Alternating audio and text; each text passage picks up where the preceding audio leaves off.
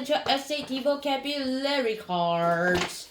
Let's get this started today. We have the pointer today. And why is it so dark? I don't care, because today we have 11 words. Technically 10 vocabulary words and 1 math word.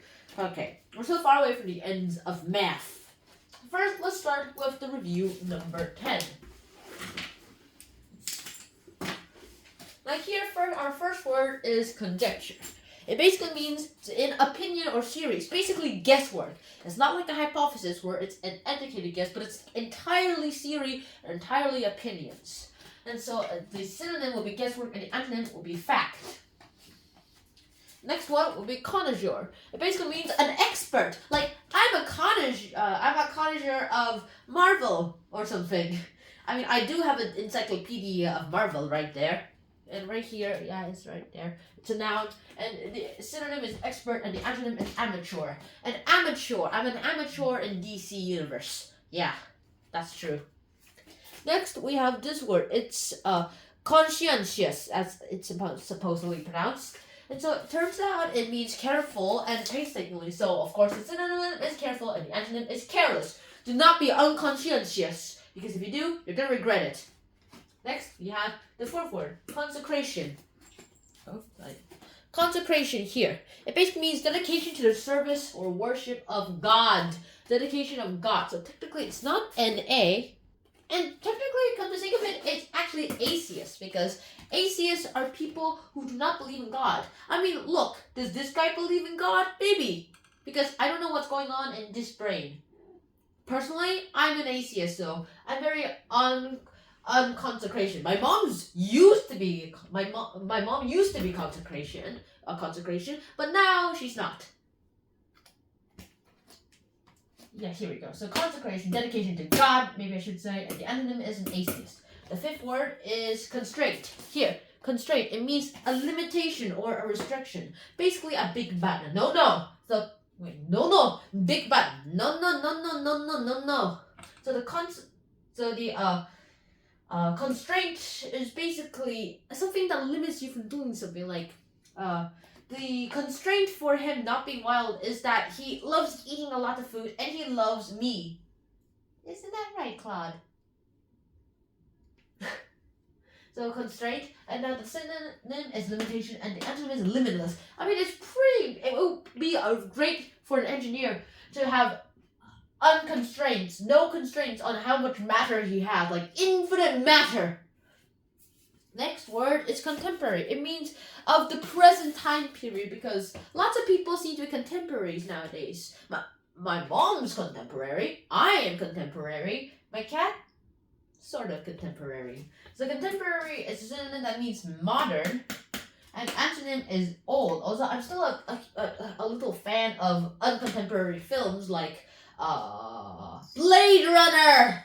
That's still a pretty good movie. And Indiana Jones too. That's not that contemporary, but the new one, it's also a bit contemporary too. The seventh word, contempt, right here. Contempt, it basically means a feeling that something or someone is not worthy of respect. Like, feeling contempt towards dogs means that person does not think dogs are worthy of respect. And so contempt, the synonym is scorn. And then the antonym is, well, there's no antonym because this connotation might actually be negative, but there's not much any simple words I can think of for the opposite of scorn. The next word is contentious. It means tending to the argument or a conflict. So basically, you're being mediator if there's contentions. So it's an adjective, and the synonym is quarrelsome. Yeah, like quarrelsome. You're trying to be like a mediator, but the antonym is being cooperative. The contentious basically means to basically be arguing, tending to always go into argument or conflict. So you're always not going to be a mediator. Next, we have context. Context, you're going to learn this in English class, so listen! Context, it's a noun that basically means the facts or situations of something towards a person or thing. Like, let's say that in 5 million years later, people are just going to look at me and look at the context of my life. Okay, not 5 million years later, but more like 200 years later. Yeah, something like that. And now our last word for vocabulary is contrite. It means showing sincere remorse, like being apologetic. Like, lots of kids have to be contrite to their moms and dads. So like, if I did something wrong, I have to say, sorry mom, sorry dad, sorry okay, maybe to my cat too, but he should be contrite to me if he could speak. So yeah, I'm not gonna say anything about you biting me because it's play fighting. Huh. Now last word is how. Okay, so this is technically math, not even a word to be honest. How do you calculate a percentage? So I just basically summarized it to percentage calculation. So what does a percent mean anyway? A percent basically means per out of and cent, which is 100. So percent literally means per 100 or out of 100, which is kind of fun to say too. So how do you calculate percentages? Well, percentages are base 10 numbers, and so we always go up to the bottom number as 100. And you always put like a part of the whole, the numerator over the denominator, and then you multiply that by 100, and then you get the number of the percent. Because it kind of makes sense too. You're dividing the number by another number, and that other number is the whole denominator, and then the number you're dividing it is the numerator or the part.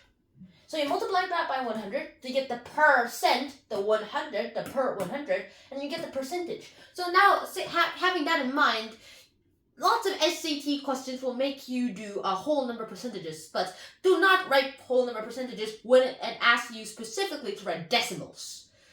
Don't even think about it. And so our question today, our example for now, is turn 5/8 or 5/8 into a percentage. And so let's do this. Math pointer gone. Wrong marker. Marker out. I need your brain power. Okay, thank you. So first, 5/8, and then you times that by 100. You divide by 4, it comes into 50. And you divide by 2, it comes into 25. Right here, since you're at 25, let's do it from here. So that turns into, oh my goodness sake, 125 divided by 2. And so here's where we're at. Now, I'm writing sideways, so it'll be a little messy. So now you do that, and you get 62.5. And so that is our percentage. 62.5%. If you want the decimal version of this, then you go down and then times this by 100. Take out the percentage sign too. Move the decimal place 2 times to the right, and then you get 0.625. Yeah, sure, write that here. 0.625.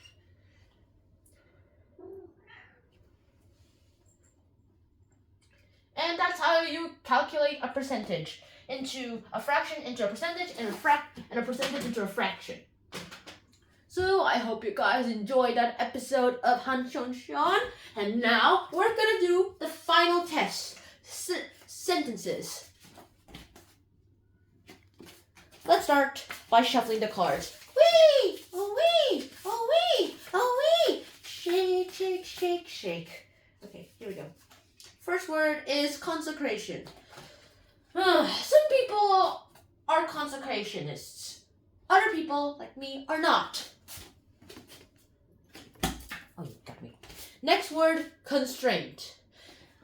It would be awesome for me as an engineer to have infinite matter without any constraints on the space either. Well, that's one way to do it. Next word, contemporary. Contemporary people say that the old Indiana Jones movies are really bad compared to the new Indiana Jones movie.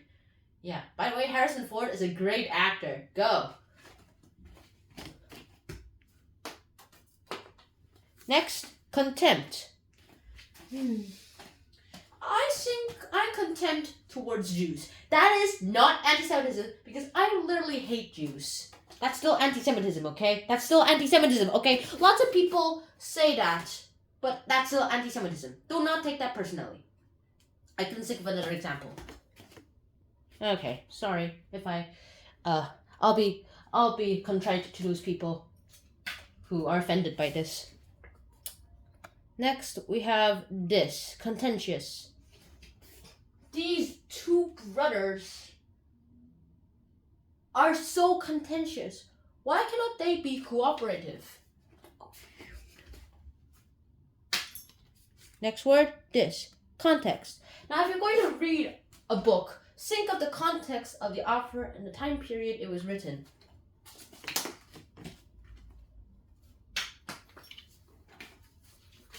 Next word, conjecture. Now that is a conjecture, people. Of the people of the UN, that is a conjecture. I really, really wish you guys will not think of conjectures as actual facts. I'm sorry. Next, how to calculate a percentage? So how do you calculate a percentage, teacher? Like this. You multiply the fraction of the part over the whole by 100 and you add a percentage sign. That's that easy. It's that easy. Oh. Okay, next contention. Okay, it's conscientious, apparently. This is so conscientiously so annoying. Why can't you just give me a straight answer of why you believe God exists? Oh. Connoisseur. Dude, I'm a connoisseur of wine. So come to me if you want to become, if you want to drink a lot of wine and have a hard time selecting wine. A dream for alcoholics, I guess. Maybe I'm getting a bit too personal. Contrite. Now, some of my videos have been on really, really, really big topics that are probably similar to some people. So if it has offended anyone, like some of the references I made in this video, I will be very, very contrite to those people. And this isn't just an example, but it's also towards the people. And I'm actually really contrite to you guys.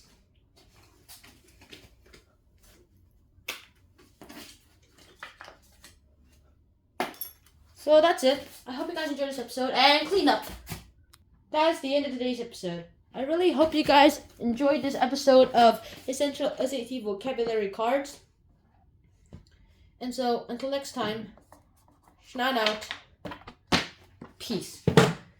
Now, do you want the dancing cat? Do you want the dancing cat? If you say yes, cheer once. If you want the dancing cat, clap twice. If you want the dancing cat, drum roll. Dun dun dun dun dun dun. Here's the dancing cat, aka Clap the Cat. The loving pet of Han Shun Shun Dung. The dancing cat is very out of practice, so I will try my best today.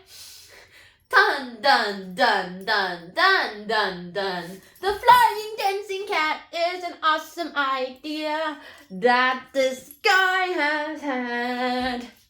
Dancer, dancer, dancer, dancer. Hope you guys enjoy these videos, and I'll say bye, bye, bye, bye, bye, bye, bye, bye, bye, bye, bye.